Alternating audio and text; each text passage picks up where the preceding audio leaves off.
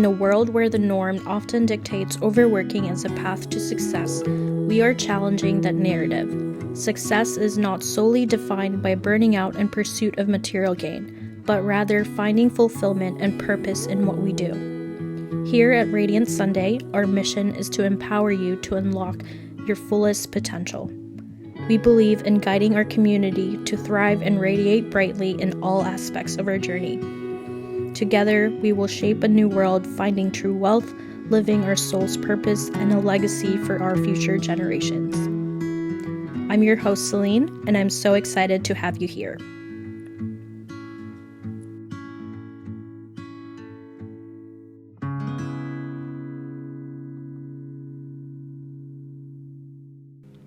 Hello, everyone, and welcome in today's episode.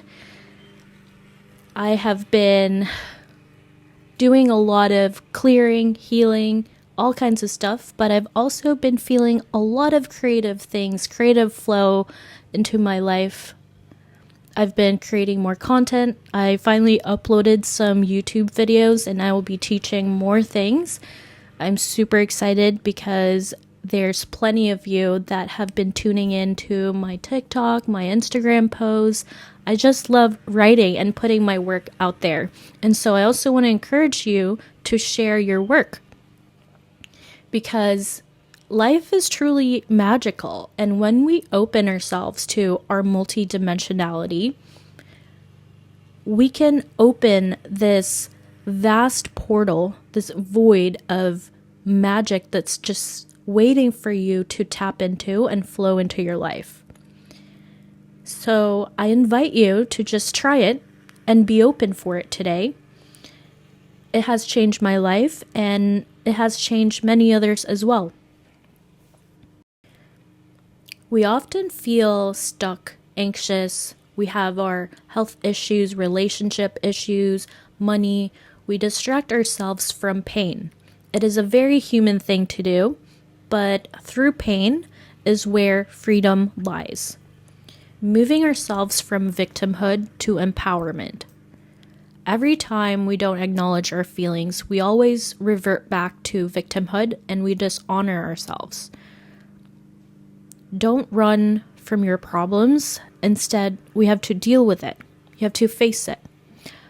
Our feelings are only protecting us. Our self-judgments, being hard on ourselves, that we have to be a certain way. Accepting that we're not perfect. Life is about learning to be accountable while taking radical responsibility. When we go within, we contemplate. This gives you the space to pause to see the issue right on its eyes. There are many forms of meditation, but just taking the time to separate yourself from the busyness of the world through our breath, through our writing, and just being in nature, we take a pause. Our own issues gets tangled with others. We tend to deflect or project our own shadows, and you dishonor yourself when you blame others. So honoring your healing path is the first leap.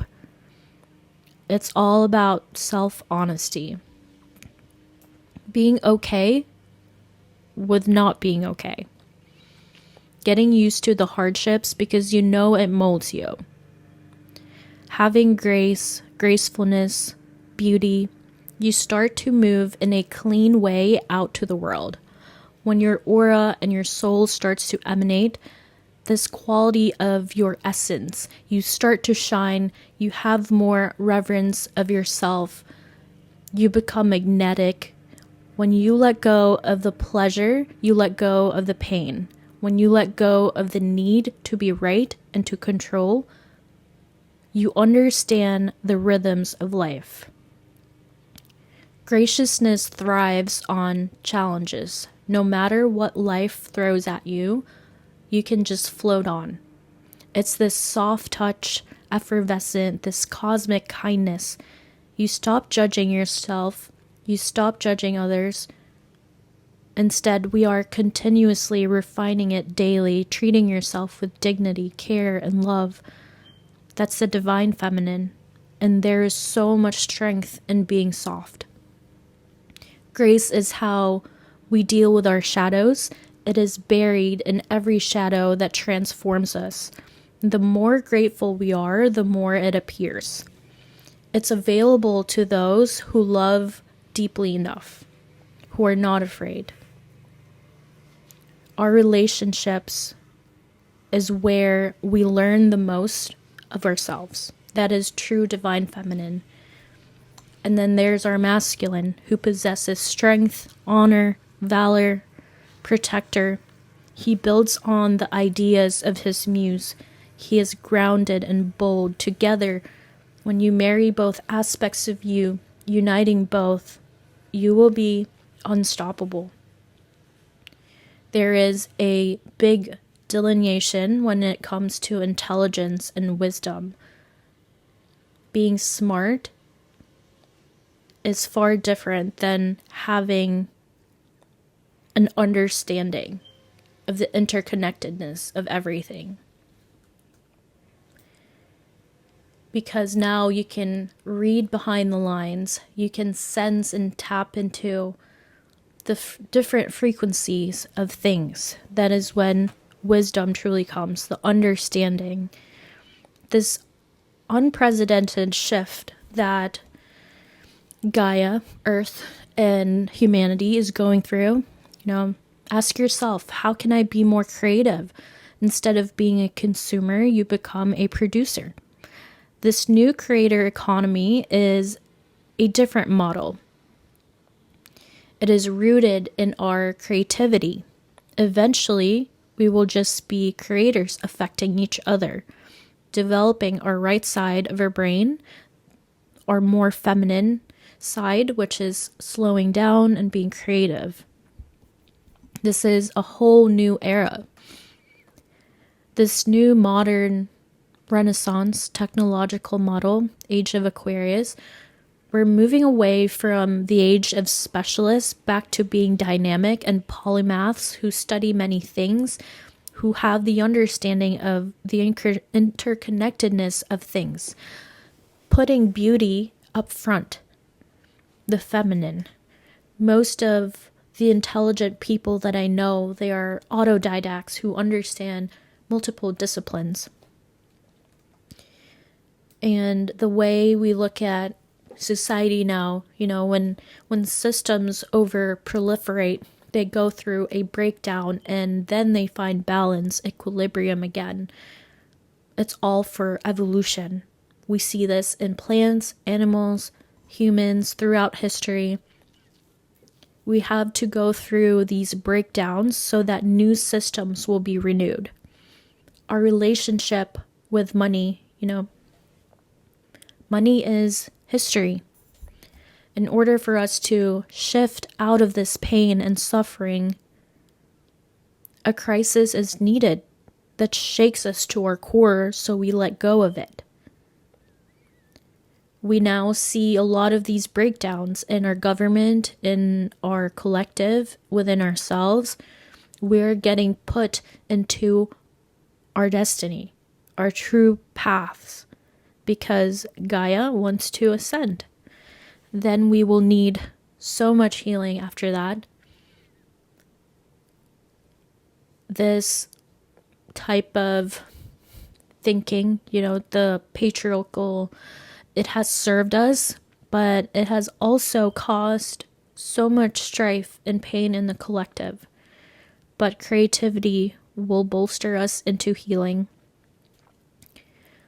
We have to deal a lot being here in this body and having compassion and gracefulness. It's how we find our true purpose and still continue to evolve. Transmuting, bringing light and love, and see how far you can go. Even if the systems are collapsing, you are grounded within your truth. A new paradigm is rising. This intelligence that we are discovering, not just in our microbiome, it's robust, so collaborative. The communities that are here now, We are all interdependent with one another. It's how we did it before. Just like the mycelium, the trees, we're all connected. We are a part of Gaia. And when you decide to serve the whole, you start to create coherence all over you. You give with a whole heart, not with a half heart, because otherwise you will exhaust yourself. You can't create entropy in this big toroidal field to effectively share. If you are not giving from an overflowing place, you will get burnt out. So it's important to stay grounded, coming into your breath, your pause, your stillness. Contemplate, go within. Through there, you can share more. And don't neglect your inner child too. A child is spontaneous and free, not afraid to try and explore. Children are a symbol of our hearts and trust. They're very malleable. They're like sponges, being creative, adventurous, not holding back to anything. The richness of going back to that is amazing. It's like having innocence and wisdom. People tell me that I'm carefree, that I have a deep knowing, but it's through my pains and hardships. No one knows the violence it took to be this gentle, right? You see that in many enlightened ones. We've been through the depths of our psyche and fought so many demons and shadows that we can now be soft and be that light. Because otherwise, darkness will consume you if you are not able to hold your light. When you open and dedicate yourself to a spiritual journey, it blossoms like 1,000 petals. There's something about them, and you want to taste that energy as well. It's the gracefulness, that deep wisdom. You're connected to the all, to the mind, to the monad. You will meet several mentors and guides throughout your ascension process to accommodate the bandwidth of where your consciousness is. Once you get comfortable, your only mentor is really just your higher self. It's all you.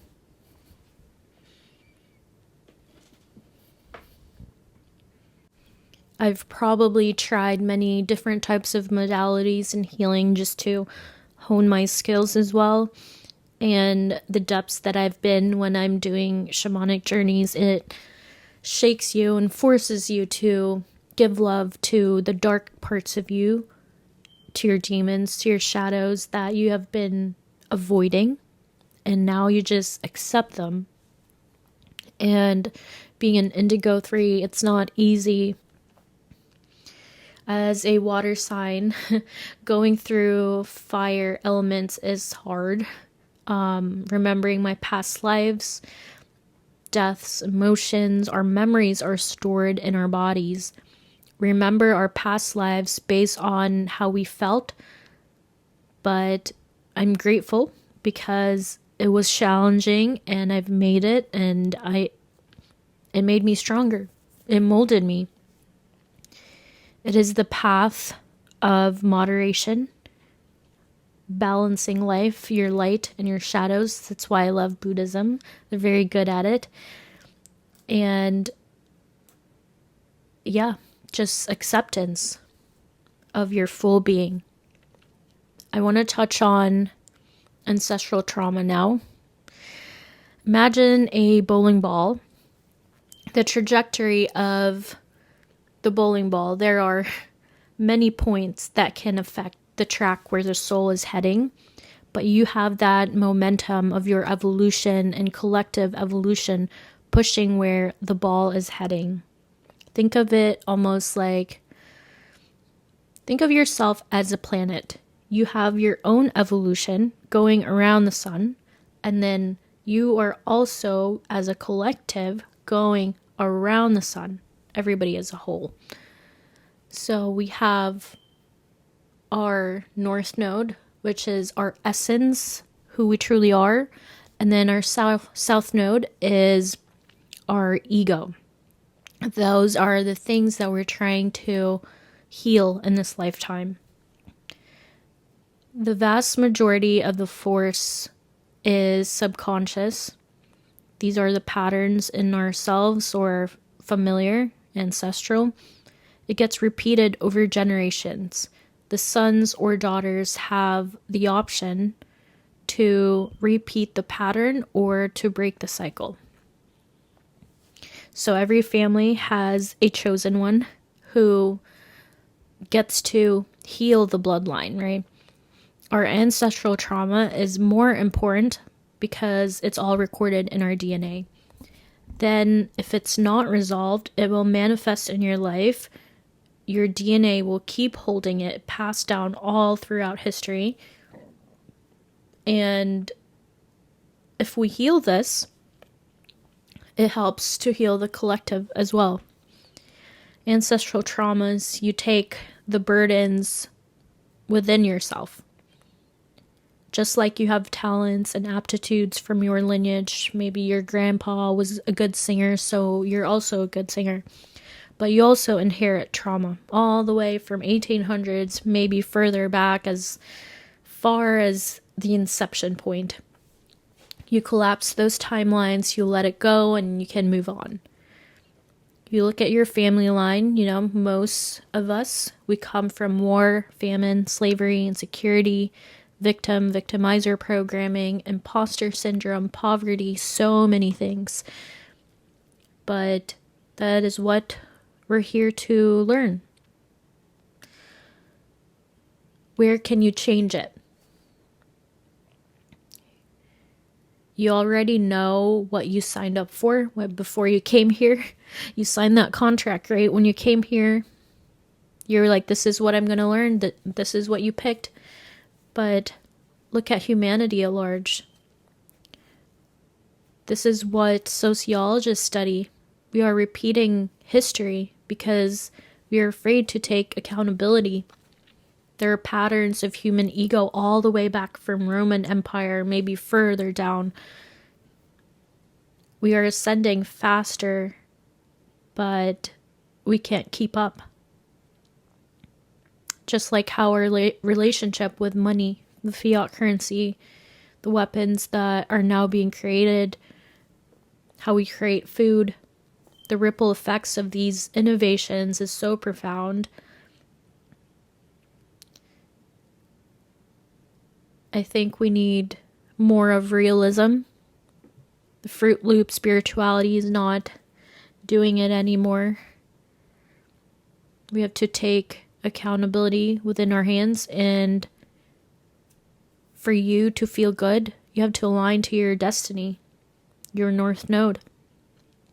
Otherwise, it will feel like grinding gears.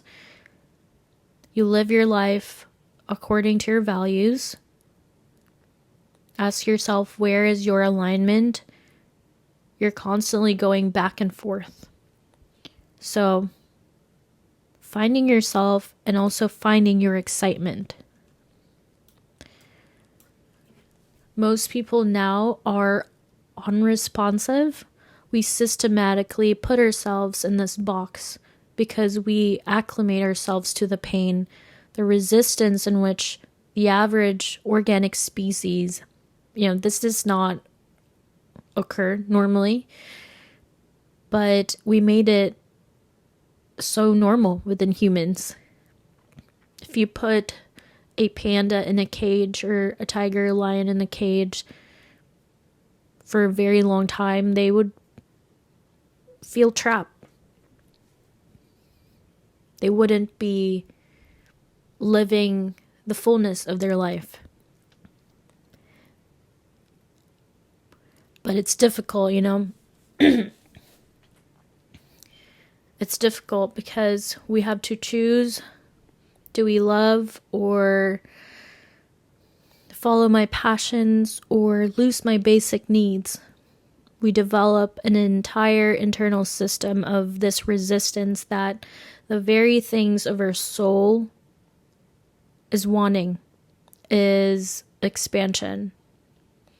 People become unresponsive to this calling to change the patterns and move to the direction of our destiny.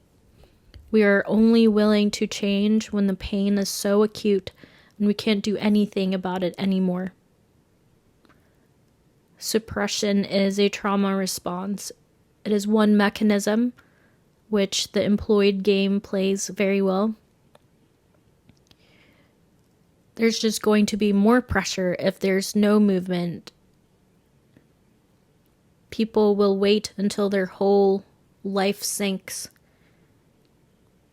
They don't listen to the calling until an accident, divorce, sickness, illness, job loss, losing your home. I've been there. It took me a long time to get out of healthcare, but I knew I did not want to live my life like that. I loved healing people. I loved supporting my patients, but this system is very flawed. It's archaic, and we need to change these things.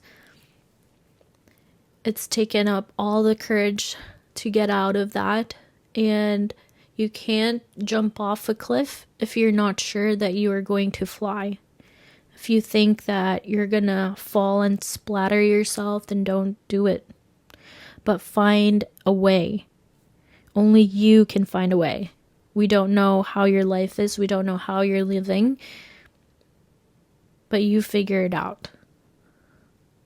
There's plenty of support spiritually, but finding the courage to jump off that cliff and say to yourself that I'm going to be okay.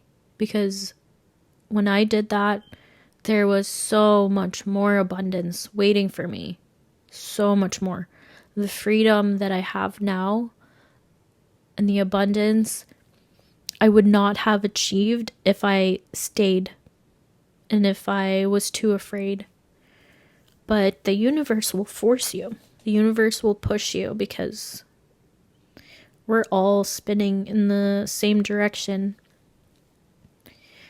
So reevaluate yourself. How can you be more of a creator, co-creator of the universe? Start with your energetic house. Where can you improve there? It pushes you in your best manifestation. And we are all one single consciousness. I am you, you are me. We need to start embodying that strength and being graceful at the same time. Both masculine and feminine. You need both. I hope you found this useful. I'd love to know what your thoughts are and where you are in your journey. I will leave some links down below. I have more content on my Instagram and TikTok, and I'm going to upload more teachings on YouTube. I'm excited for it. But I would love to connect with you. Message me. Until next time, have a great day.